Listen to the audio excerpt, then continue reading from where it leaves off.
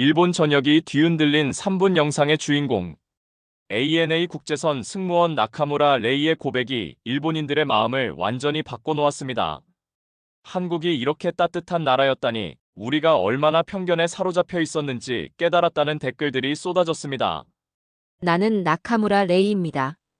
ANA 국제선 승무원으로 7년째 근무하고 있어요. 솔직히 말하면 처음엔 한국을 우습게 봤습니다. 한국? 그냥 일본 따라하는 나라 아닌가? 이런 생각이었죠. 모든 게 바뀐 건 그 비 내리는 목요일 밤이었어요. 그날은 정말 최악이었어요. 프랑크푸르트에서 도쿄로 오는 14시간 비행에서 승객 하나가 계속 트러블을 일으켰거든요. 한국계 미국인이라고 하면서 한국어, 영어, 일본어를 섞어가며 소리를 지르는 거예요. 서비스가 엉망이야. 한국 항공사는 이런 식으로 안 해. 하면서 말이죠. 그 일로 동료들과 함께 역시 한국 사람들은 이라는 얘기를 했어요. 시끄럽고 무례해, 자기 주장만 강해, 일본을 무시하는 것 같아, 이런 이야기들이 오갔죠. 저도 완전히 동조했어요. 그동안 뉴스나 인터넷에서 본 한국에 대한 부정적인 정보들이 머릿속을 지배하고 있었거든요. 도쿄 시부야에 도착했을 때는 이미 막차가 끝난 시간이었어요. 갑자기 비까지 내리기 시작했고요. 하루 종일 스트레스 받은 상황에서 비까지 맞게 되니 정말 짜증이 났어요. 편의점에서 우산을 사려고 했는데 이미 다 팔렸더라고요. 택시를 기다리며 처마 밑에 서 있는데 한 남자가 다가와서 우산을 내밀었어요. 괜찮으시면 함께 쓰실래요? 발음을 들어보니 한국 사람이더라고요. 그 순간 오늘 있었던 일이 떠올라서 경계심이 생겼어요. 또 한국 사람이네. 뭔가 꿍꿍이가 있나? 아니에요, 괜찮습니다. 차갑게 대답했어요. 하지만 그 남자는 포기하지 않았어요. 감기 걸리시겠어요. 정말 괜찮으니까 함께 써요. 저도 어차피 택시 기다리는 중이에요. 목소리가 너무 따뜻하고 진심이 느껴져서 결국 우산 아래 들어가게 됐어요. 그런데 놀라운 일이 일어났어요. 그 남자 강준혁 씨는 자신의 왼쪽 어깨가 완전히 젖도록 우산을 제 쪽으로 기울여 들고 있었던 거예요. 저는 거의 젖지 않았는데 준혁 씨는 반 이상이 젖어 있었어요. 당신이 다 젖잖아요. 우산을 가운데로 해요. 그랬더니 괜찮아요. 여자분이 먼저 줘라고 너무나 자연스럽게 말하더군요. 그 순간 가슴이 뭔가 뭉클했어요. 일본 남자들에게는 경험해 본 적 없는 세심한 배려였거든요. 택시가 2대 나와서 각자 탈 수 있었는데 준혁 씨가 제 택시 문을 열어주면서 안전하게 들어가세요라고 인사했어요. 그러면서 명함을 건넸죠. 혹시 한국 여행 계획 있으시면 연락하세요. 좋은 곳 안내해 드릴게요. 그날 밤 잠자리에서 계속 생각이 났어요. 준혁 씨의 따뜻한 미소, 진심이 담긴 목소리, 그리고 자신이 젖는 것도 신경 쓰지 않고 저를 배려해준 마음. 한국 사람이 저렇게 친절할 리 없는데 뭔가 다른 목적이 있나? 하면서도 한편으론 정말 순수한 친절이었나? 싶기도 했어요. 명함을 보니까 여행사 직원이더라고요. 그래서 더 의심스러웠죠. 역시 비즈니스 목적이구나. 며칠이 지나도 그날의 기억이 지워지지 않았어요. 호기심 반, 의심 반으로 준혁 씨에게 문자를 보냈어요. 안녕하세요. 비 오는 날 우산 같이 써주신 분이에요. 혹시 서울 여행 정보 좀 물어봐도 될까요? 마침 다음 주에 서울행 비행 스케줄이 있었거든요. 준혁 씨의 답장은 정말 빨랐어요. 레이 씨, 정말 연락 주셔서 고맙네요. 언제 오시는지 알려주시면 공항까지 마중 나갈게요. 서울에서 꼭 가봐야 할 곳들 리스트도 만들어 드릴게요. 너무 적극적이어서 오히려 당황스러웠어요. 역시 뭔가 있구나. 한국 사람들 특유의 오버액션인가? 아니에요. 혼자 갈 수 있어요. 그냥 맛집 정보나 좀 알려주세요. 선을 그었는데 준혁 씨는 그럼 맛집 지도 만들어서 보내드릴게요. 혹시 도움 필요하시면 언제든 연락주세요라고 답했어요. 정말 긴 리스트가 왔는데 각 장소마다 왜 추천하는지, 어떻게 가는지, 주의사항은 뭔지까지 자세히 적혀 있었어요. 인천공항에 도착했을 때 첫 번째 놀라움이 기다리고 있었어요. 입국 심사를 기다리는 줄에서 앞에 계신 일본인 할머니가 휠체어를 타고 계셨는데 갑자기 가방에서 약이 쏟아진 거예요. 할머니가 당황해 하시는데 주변에 있던 한국 공항 직원이 즉시 달려와서 약을 주워 모았어요. 할머니가 일본어로 스미마생 죄송합니다. 아리가토 고자이마스 고맙습니다 라고 하시니까 그 직원이 서툰 일본어로 다이조부 데스 괜찮습니다. 키오츠케테 쿠다사이 조심하세요 라고 답하며 환하게 웃는 거예요. 그뿐만 아니라 할머니가 입국 서류 작성을 어려워하시자 다른 한국인 승객들도 너도 나도 도와드리더라고요. 이상하네. 한국 사람들이 일본인한테 이렇게 친절할 리 없는데 그때까지만 해도 역사 문제 때문에 한국 사람들이 일본을 싫어한다고 생각했거든요. 뉴스에서 반일 시위하는 모습만 봤었으니까요. 그런데 현실은 완전 달랐어요. 공항에서 시내로 가는 지하철에서도 비슷한 일이 있었어요. 길을 헤매는 일본 관광객 가족에게 한국 대학생이 스마트폰으로 지도를 찾아서 영어와 몸짓으로 친절하게 설명해주는 모습을 봤어요. 심지어 그 학생이 같은 방향이라며 함께 가줄까지 하더라고요. 그 순간 깨달았어요. 제가 한국에 대해 알고 있던 모든 정보가 일방적이고 편향된 것들이었다는 걸. 실제 한국 사람들은 전혀 다른 모습이었어요. 오히려 일본보다도 더 친절하고 따뜻한 것 같았어요. 명동에서 준혁 씨를 만났을 때 두 번째 충격을 받았어요. 제가 약속 시간보다 30분 늦었는데 준혁 씨는 화내기는커녕 괜찮다며 웃었어요.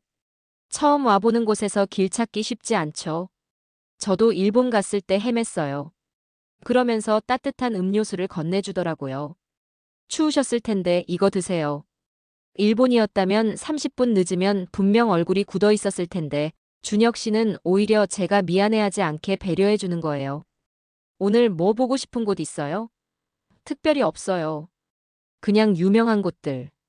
그랬더니 그럼 제가 추천하는 코스로 가볼까요? 관광지보다는 현지인들이 진짜 좋아하는 곳들로요. 첫 번째로 간 곳이 북초나 옥마을이었어요. 여기는 조선시대 전통 가옥들이 보존된 곳이에요. 드라마에도 많이 나와서 외국 관광객들이 좋아해요. 한옥의 아름다운 곡선을 보며 감탄하고 있는데 준혁 씨가 사진 찍어드릴까요? 라고 하더군요. 그런데 단순히 찍는 게 아니라 각도도 잡아주고 여기서 이렇게 서시면 배경이 더 예뻐요라며 정말 정성스럽게 찍어주는 거예요. 길을 걷다가 제가 하이힐 때문에 발이 아프다고 하니까 준혁 씨가 갑자기 잠깐만요라고 하더니 사라졌어요. 어디 갔나 했더니 5분 후 편의점에서 밴드와 편한 슬리퍼를 사들고 나타난 거예요. 이거 신어보세요. 발 아프면 여행이 재미없잖아요. 일본에서는 남자가 여자 신발을 사준다는 게 상상할 수 없는 일이었어요. 너무 사적이고 부끄럽다고 여기거든요. 이런 것까지 신경 써주실 필요 없는데. 했더니 당연한 거죠. 손님이 편해야 제가 기분이 좋아요라고 하더라고요. 그런데 정말 놀라운 건 그 다음이었어요. 슬리퍼를 신고 걷다가 발목을 삐었는데 준혁 씨가 병원 가봐야겠어요라고 하는 거예요. 괜찮아요. 좀 아픈 정도예요. 아니에요. 제대로 봐야 해요. 그러면서 정말 근처 병원까지 데려가서 진료받게 해주었어요. 병원비까지 내려고 해서 말렸는데 제가 안내를 제대로 못해서 다치신 거잖아요라고 하더라고요. 그날 저녁 혼자 호텔로 돌아가려는데 준혁 씨가 밤길이 위험하니까 택시 태워드릴게요라고 하더군요. 택시에 태워주면서 기사님께 일본어로 이분 일본 손님이시니까 안전하게 모셔드려 주세요라고 부탁하는 모습을 보고 또 한 번 감동받았어요.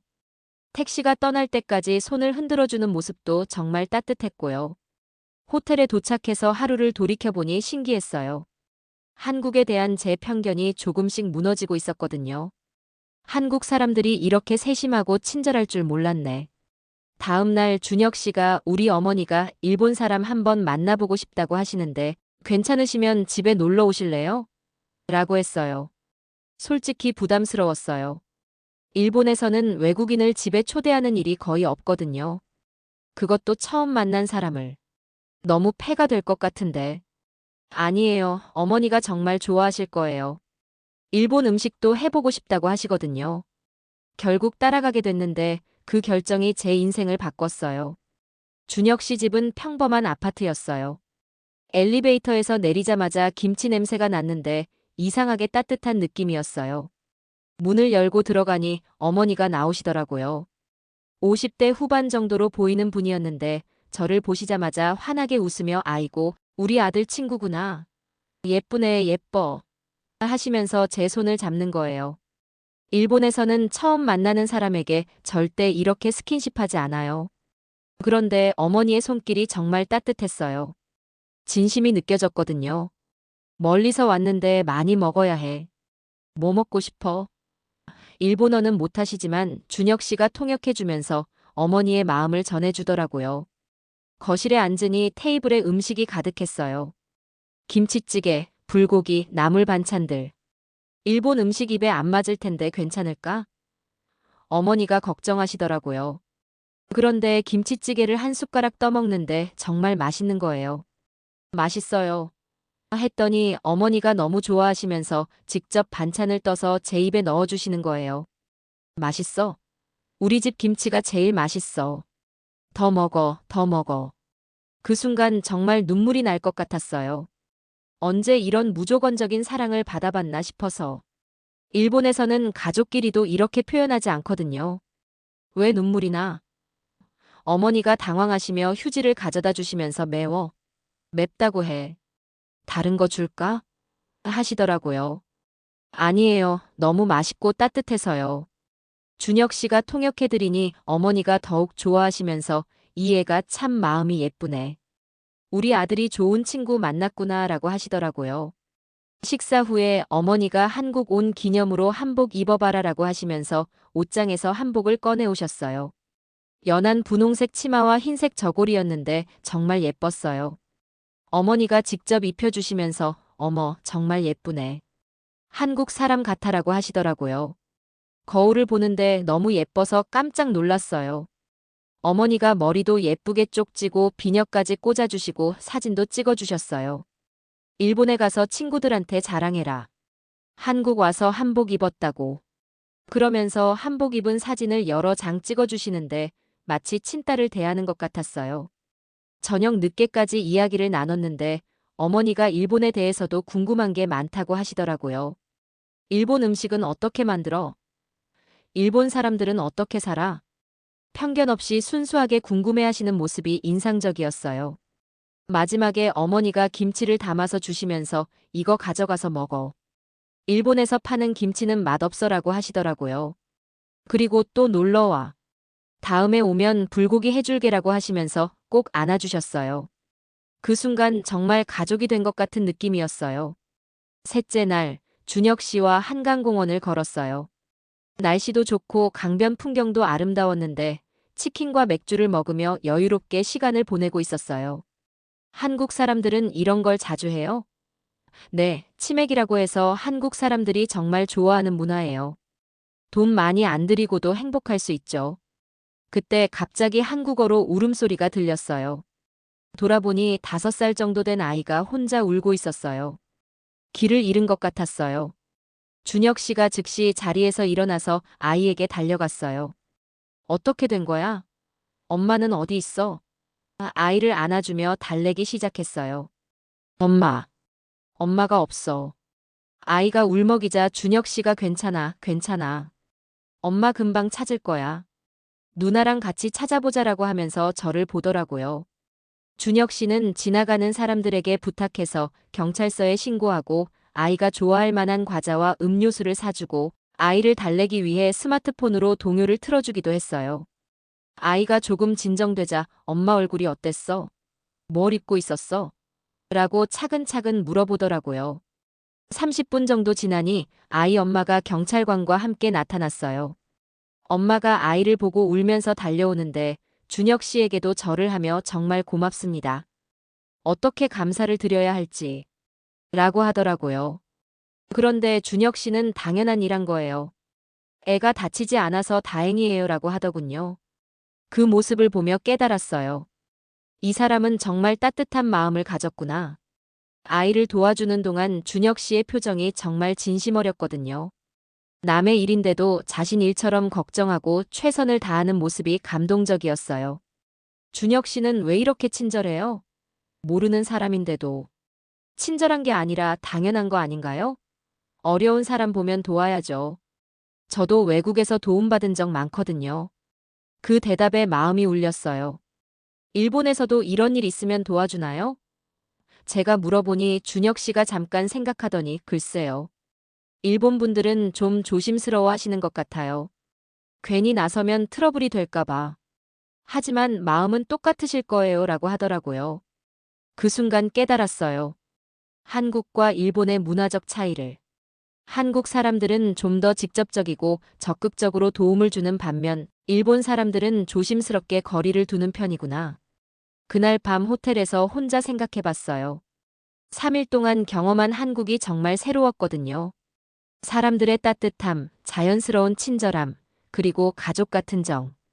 이런 게 진짜 한국이구나 싶었어요. 마지막 날 공항에 가기 전에 준혁 씨가 말했어요. 레이 씨, 솔직히 말할게요. 처음 만났을 때부터 좋아했어요. 하지만 일본 사람이라서 저를 어떻게 생각하실지 걱정이 많았어요. 왜 그런 생각을? 한국 사람들이 일본을 안 좋게 생각한다는 건 알잖아요. 역사적인 문제도 있고. 그래서 조심스러웠어요. 혹시 불편하게 느끼실까봐. 그 말을 들으니 마음이 아팠어요. 준혁 씨도 나름대로 편견과 걱정을 가지고 있었구나. 그런데도 왜 도와주셨어요? 그건 별개의 문제라고 생각해요. 국가는 국가고 사람은 사람이니까. 좋은 사람은 어느 나라 사람이든 좋은 사람이죠. 그 말에 깊이 감동받았어요. 편견 없이 저를 한 명의 사람으로 봐준 거니까. 준혁 씨. 저도 처음엔 편견이 많았어요. 한국을 무시했고 한국 사람들을 시끄럽고 무례하다고 생각했어요. 정말 부끄럽네요. 그럴 수 있죠. 서로 잘 모르니까. 저도 일본에 대한 편견이 있었어요. 차갑고 형식적일 거라고. 하지만 레이 씨를 만나보니 전혀 그렇지 않더라고요. 이번 여행에서 정말 많이 깨달았어요. 한국이 이렇게 따뜻하고 아름다운 나라인 줄 몰랐어요. 사람들도 정말 친절하고 가족 같고. 한국 어떠세요? 진짜로. 정말 좋아요. 사람들이 형식적이지 않고 진심으로 대해줘요. 일본에서는 느껴본 적 없는 따뜻함이에요. 특히 어머니가 정말 친딸처럼 대해주셔서 감동받았어요. 공항에서 헤어질 때 준혁 씨가 다음에 또 한국에 오시면 연락주세요.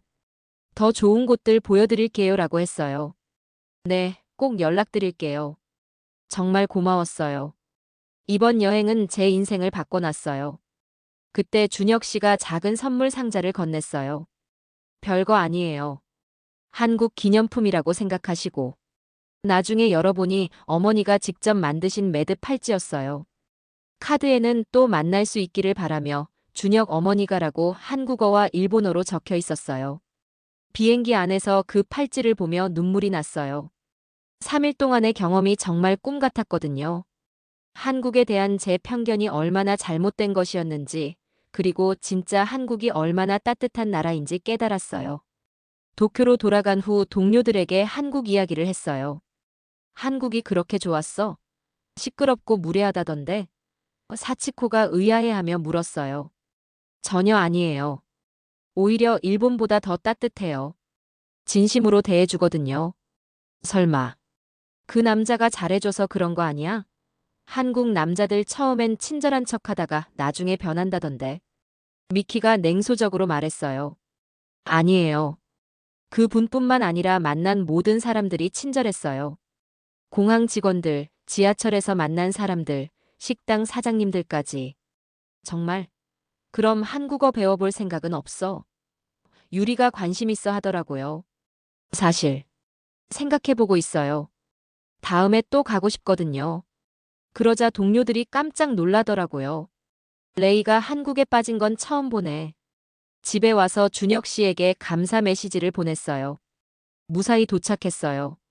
정말 잊지 못할 여행이었어요. 특히 어머니께 안부 전해주세요.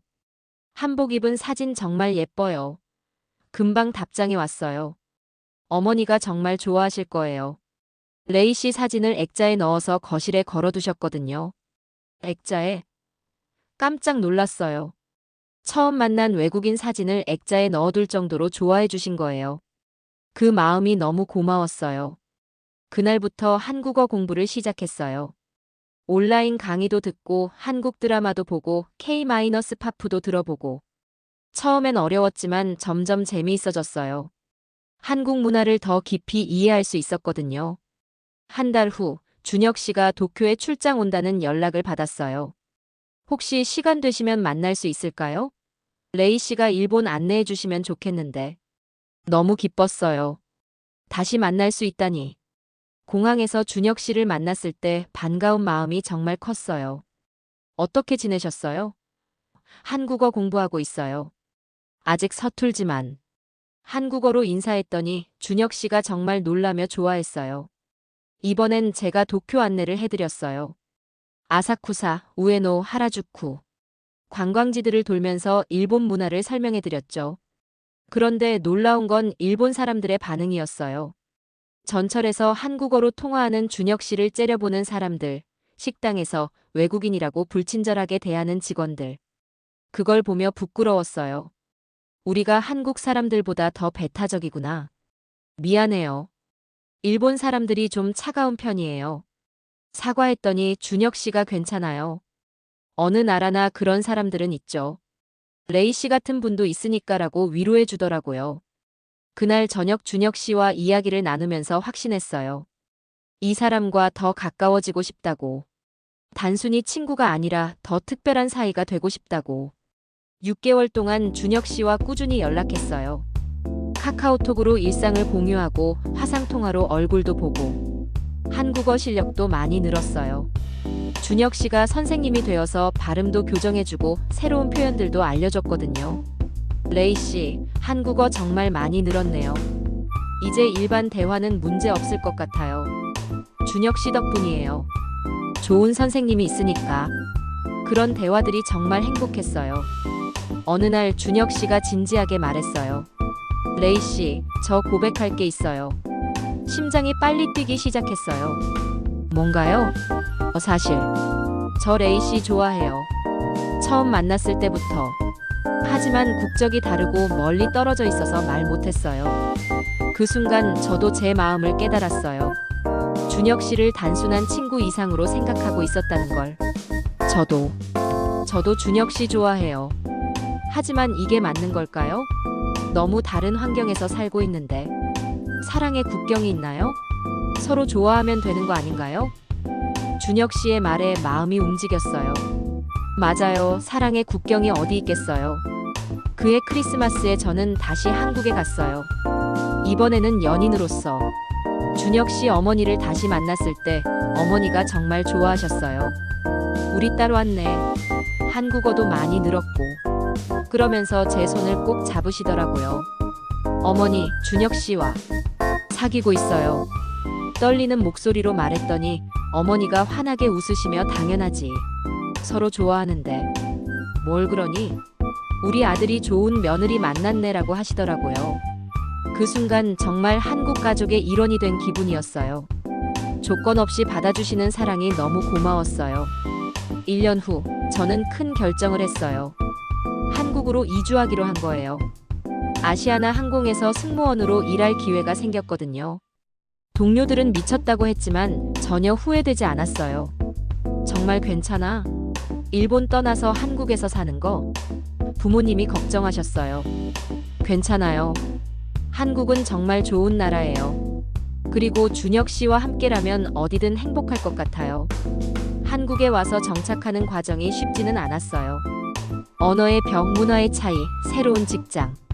하지만 준혁 씨와 그 가족들이 정말 많이 도와줬어요. 특히 어머니가 한국 생활 적응을 정말 많이 도와주셨어요. 김치 담그는 법 배울래? 한국 요리 가르쳐 줄게. 이 동네에서 장 보는 법 알려줄까? 정말 친딸처럼 챙겨주셨어요.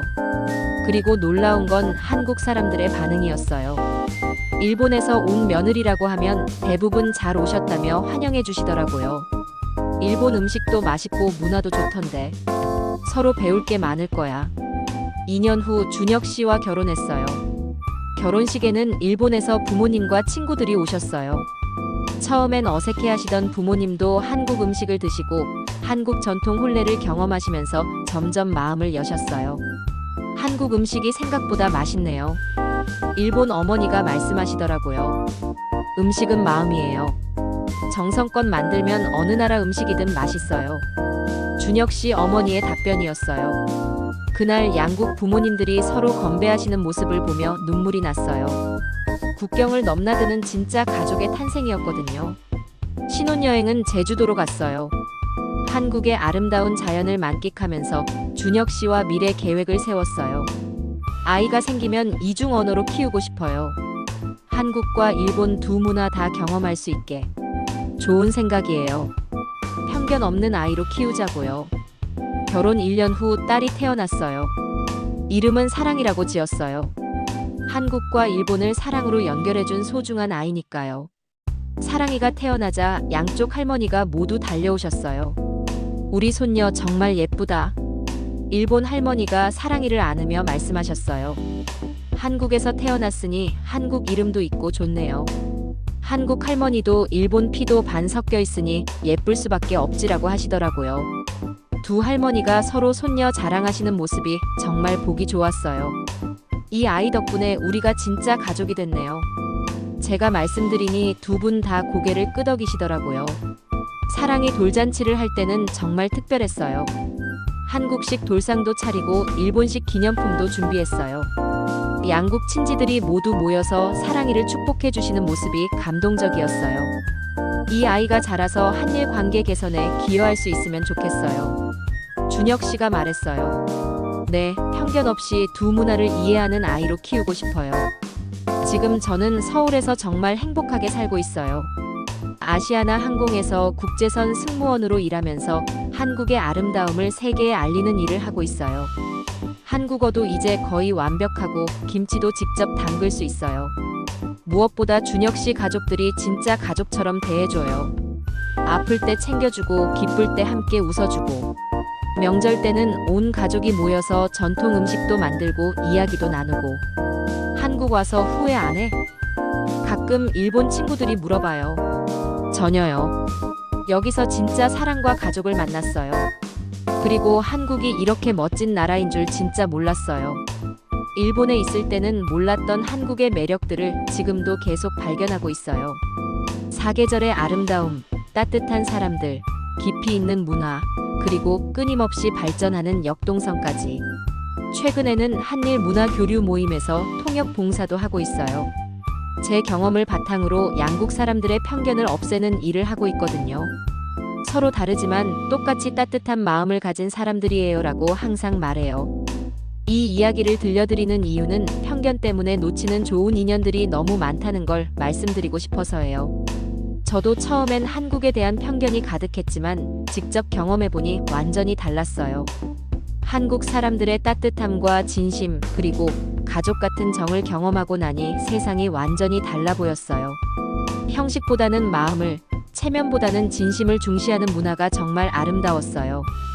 국경은 있어도 마음에는 국경이 없다는 걸 깨달았거든요.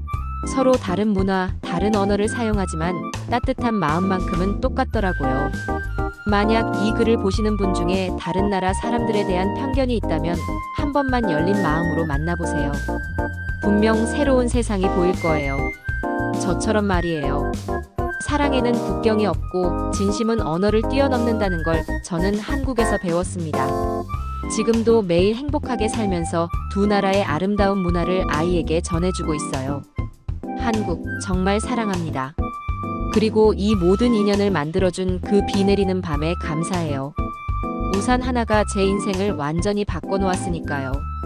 이 이야기가 여러분에게 용기와 감동을 드렸다면 구독, 좋아요와 따뜻한 댓글 부탁드려요.